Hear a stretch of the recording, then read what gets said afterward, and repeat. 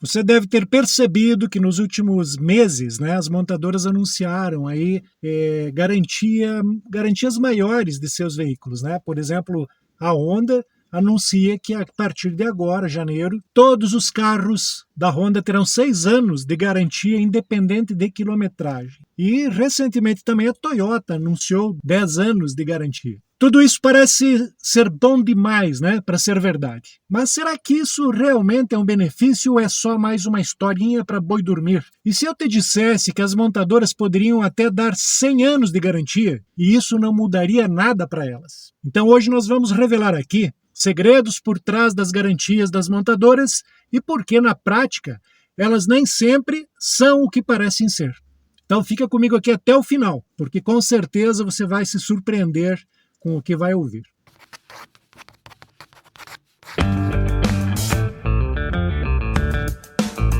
Olá pessoal, tudo bem? Marco Antônio aqui mais uma vez. Esse é o canal Manutenção Econômica, onde nós falamos tudo sobre carros, manutenção, como economizar no dia a dia com o seu veículo. No vídeo de hoje vamos falar sobre as garantias das montadoras, né? Começando pelo anúncio que a Honda fez recentemente de que a partir de agora, de janeiro de 2026, os carros terão 6 anos de garantia.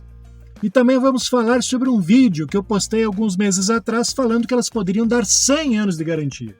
E explicando por que, no final das contas, essas promessas podem não ter vantagem alguma para o usuário. Então vamos lá, né? Como já falado, a Honda anunciou que a partir de agora, 2026, todos os modelos terão garantia de 6 anos, sem limite de quilometragem, e inclui motor, transmissão, suspensão, enfim, né?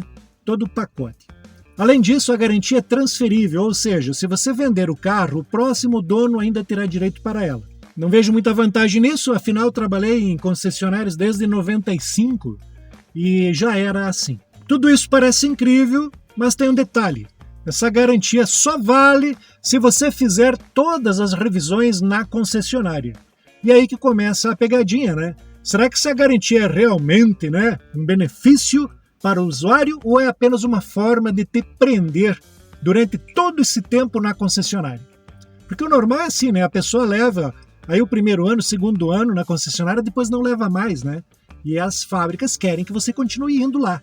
Então é óbvio que pode ter aí um grande interesse. Aqui no canal, né, eu já mencionei no início, nós já falamos sobre a possibilidade delas darem até 100 anos. Ou quem sabe, darem até uma garantia vitalícia. E isso não mudaria muito para as montadoras. Porque no final das contas a garantia só cobre defeitos de fabricação.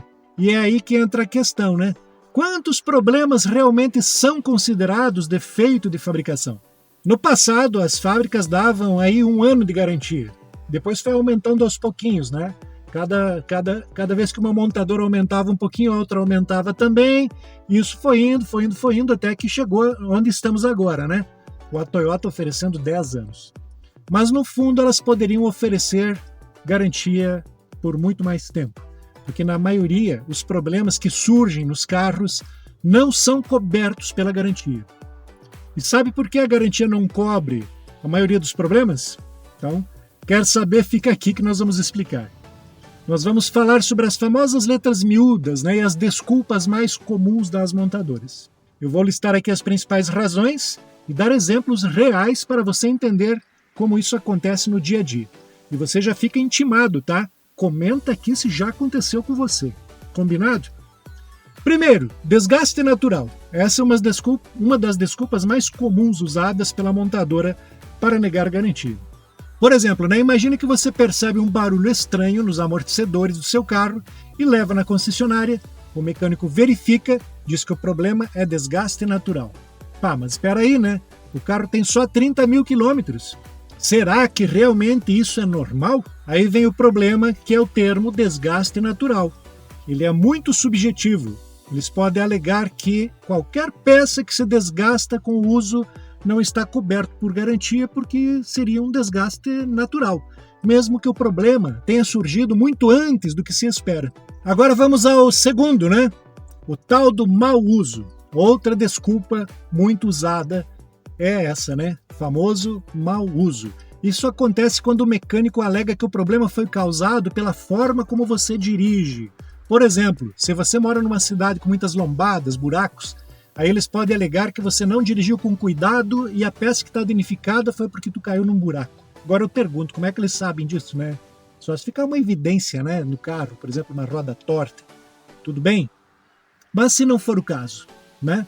E convenhamos, né, como evitar buracos em algumas estradas aqui no Brasil, né? É praticamente impossível. Um caso comum são trincas de para-brisa, né? Você leva o carro para a concessionária para eles trocar o para-brisa em garantia e aí eles falam que foi causado por um impacto de pedra na estrada. Ou seja, um mau uso, né? Uma fatalidade. Mas muitas vezes essas trincas podem ser causadas por problemas estruturais do carro, como falhas na vedação ou pressão inadequada do vidro. É óbvio, né? A menos que no para-brisa tenha realmente uma marca de batida. Aí tudo bem, né? Mesmo assim, olha, eu tive um carro que eu levei uma pedrada e ficou uma marquinha onde bateu a pedra no para-brisa. Eu rodei mais 5, 6 anos com o carro e não trincou o para-brisa inteiro. Ficou só aquela marquinha onde bateu a pedra. E aí, como é que fica num caso onde tem uma batidinha de pedra, às vezes muito leve, e aí faz um trinco enorme no para-brisa inteiro, né? Será que daí não é problema estrutural do carro? Será que não poderia ser revisto e trocado esse para-brisa em garantia?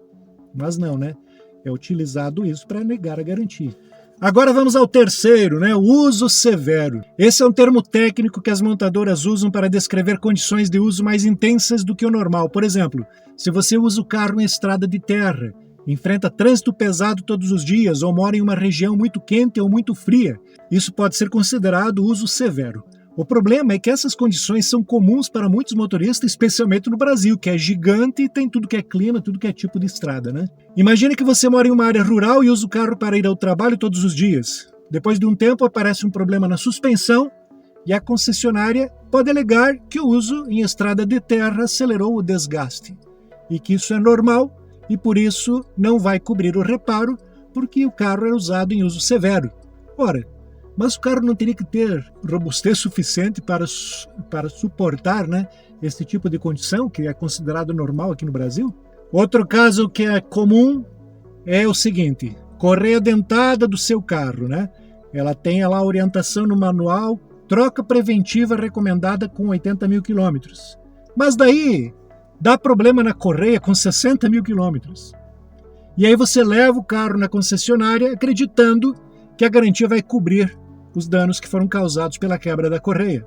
Afinal, o componente falhou ainda antes do prazo estipulado pelo manual do proprietário. Só que, para sua surpresa, eles negam a garantia, justificando que o carro é usado frequentemente em estrada de terra e, por isso, é uso severo e o desgaste dela é prematuro, então ela deveria ter sido trocado antes. Agora, não está escrito em lugar nenhum isso, né, que tinha que ser trocado antes. Então eles alegam que ela quebrou dentro de um prazo normal e por isso também negam a garantia. E aí o que acontece aqui é que o consumidor fica sem saída, mesmo seguindo as recomendações de uso e manutenção que a própria montadora estabelece. Aí só tem um jeito, né? Você vai ter que ir apelar para a justiça, né? Não tem outro jeito. Quarto modo de negar uma garantia: a falta de manutenção adequada. Essa é uma das maiores armadilhas da garantia, porque ela exige que você faça todas as revisões na concessionária. Se você perder uma única revisão ou atrasar um pouco a troca de óleo, existe um limite para isso, a montadora invalida a sua garantia. Pode ser parcial ou total, depende do carro, depende da fábrica. E o pior, né, as revisões nas concessionárias costumam ser muito mais caras do que em oficinas independentes. Por último, temos os defeitos de fabricação, né? A maioria dos problemas que realmente são cobertos pela garantia, só que tem um detalhe: eles aparecem nos primeiros meses de uso do carro. Depois disso, é muito raro que um defeito de fábrica se manifeste. E se ele se manifesta, tem todos esses argumentos anteriores aí para eles negarem a garantia. Então as montadoras podem tentar argumentar que o problema foi causado pelo uso do carro e não por um erro de fabricação. Um caso bem clássico é o de motores que apresentam consumo de óleo. Isso pode ser um defeito de fabricação, mas muitas vezes a montadora vai pedir uma série de laudos, vai fazer um acompanhamento, e aí vai enrolando, vai passando o tempo, às vezes nesse meio tempo vence a garantia, e aí o consumidor fica meses sem uma solução e muitas vezes acaba tendo uma garantia negada ou ele mesmo desiste de brigar por esta garantia. Então, resumo, gente. Como você pode ver, as garantias das montadoras têm muitas condições e restrições que dificultam o uso na prática, seja por desgaste natural, mau uso, uso severo, falta de manutenção ou até mesmo uma dificuldade de provar um defeito de fabricação. O consumidor acaba ficando desamparado. E é por isso que essas garantias longas nem sempre são o benefício que parecem ser. E tem um detalhe, né? Quanto tempo tu fica com o carro? Você fica 6 anos com o carro, 10 anos com o carro? Geralmente, o proprietário vende o carro antes disso e acaba não usando essa garantia. Às vezes a pessoa que compra nem se preocupa mais com isso, né? Então, é só um papo para tentar convencer de que o produto é bom e tem qualidade para que você compre. Agora você deve estar se perguntando, então, por que as montadoras oferecem essas garantias tão longas? Então vamos ver isso. Essas garantias longas são, na verdade, uma jogada de marketing. Elas passam a impressão de que o carro é extremamente confiável e de que a montadora confia no seu produto. Mas na prática elas sabem que a maioria dos consumidores não vão conseguir usar a garantia por causa das condições impostas, ou pela obrigação de estar levando sempre o carro na concessionária, ou pelo tempo que a pessoa vai ficar com o carro. Então é como uma loja que oferece uma garantia estendida para um eletrodoméstico, mas exige que você faça manutenções caras, né, desse eletrodoméstico em algum lugar específico, num representante específico. E aí no final você gasta mais com as manutenções do que você gastaria com um conserto que talvez não tivesse garantia. Então será que vale a pena seguir todas as exigências para manter a garantia? Vamos concluir com algumas dicas importantes aqui, né, que você pode fazer. Primeiro, leia o contrato de garantia com atenção. Geralmente esse contrato está no manual do proprietário. Aí você vai entender bem o que realmente é coberto e como é coberto. Compare os custos das revisões na concessionária com os de oficinas independentes e avalie se a garantia vale a pena para o seu perfil de uso do carro. Lembre-se de que na maioria dos casos os problemas aparecem nos primeiros meses de uso. No final das contas, as garantias longas podem parecer um ótimo negócio, mas é importante entender as condições e fazer as contas. Será que você está economizando ou apenas gastando mais para manter a garantia válida?